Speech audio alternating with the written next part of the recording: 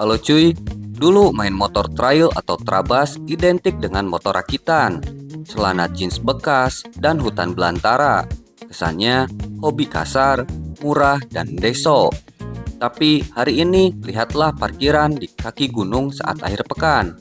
Isinya bukan lagi motor bebek modif, tapi jajaran mobil double cabin yang menggendong motor-motor Eropa seharga ratusan juta rupiah. Pengendaranya dokter spesialis, CEO perusahaan, kontraktor, hingga pejabat negara. Pertanyaan besarnya adalah mengapa orang-orang yang sepanjang minggu duduk nyaman di ruang ber-AC rela menghabiskan ratusan juta hanya untuk menyiksa fisik, mandi lumpur, dan jatuh bangun di tengah hutan. Apakah Trabas sudah menjadi golf baru bagi para eksekutif? Mari kita bedah logikanya di OB Motologi. Alasan pertama bukanlah soal motor, tapi soal kepala. Dunia eksekutif penuh dengan tekanan, target angka, dan notifikasi HP yang tidak berhenti. Hutan menawarkan satu kemewahan yang tidak bisa dibeli di kota, atau disconnected. Di jalur ekstrim, tidak ada sinyal. Fokus Anda hanya satu, bagaimana roda depan tidak terpeleset di akar pohon. Ini adalah bentuk meditasi ekstrim. Saat adrenalin memuncak, stres pekerjaan hilang seketika. Alasan kedua, evolusi mesin. Dulu Trabas butuh fisik atlet karena motornya berat dan suspensinya keras. Sekarang, era special engine atau SE dan enduro wheel up merubah segalanya.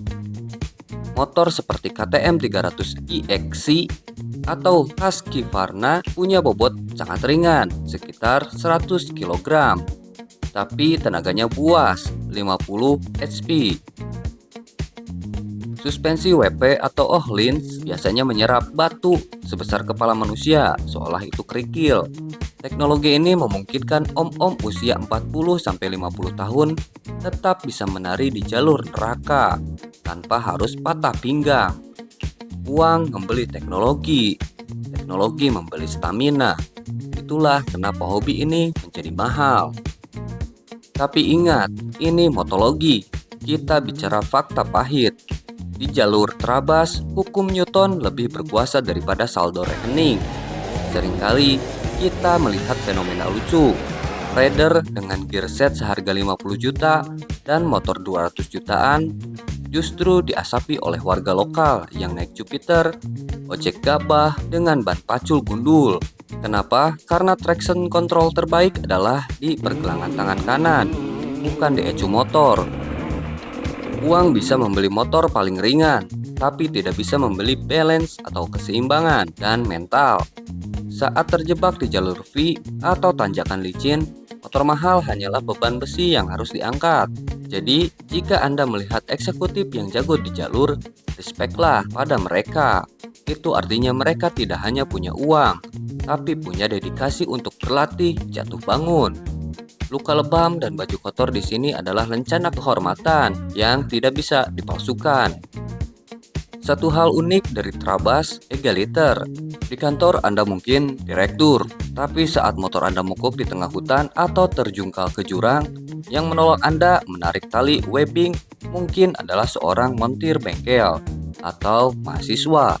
Lumpur tidak mengenal jabatan. Di hutan, semua orang sama-sama kotor.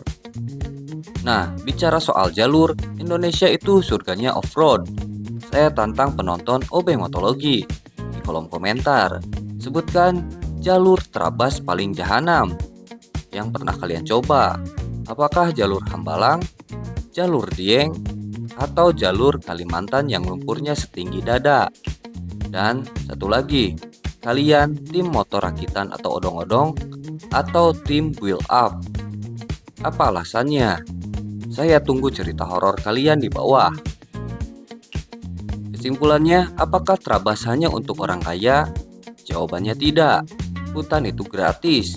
Anda bisa memulai dengan KLX bekas, CRF standar, atau bahkan bebek modif.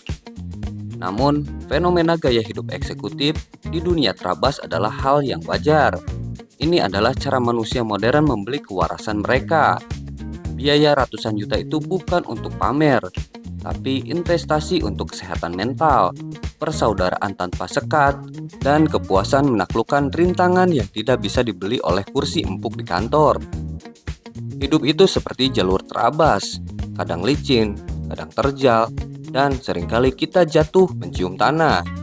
Tapi yang membedakan seorang petarung dengan penonton adalah kemauan untuk bangkit, mendirikan motor, dan gas lagi sampai ke puncak. Jangan takut kotor, karena seringkali kebahagiaan yang paling bersih justru ditemukan di tempat yang paling berlumpur. Saya Obey, tetap teliti, tetap potologi. Sampai jumpa di video selanjutnya. Bye.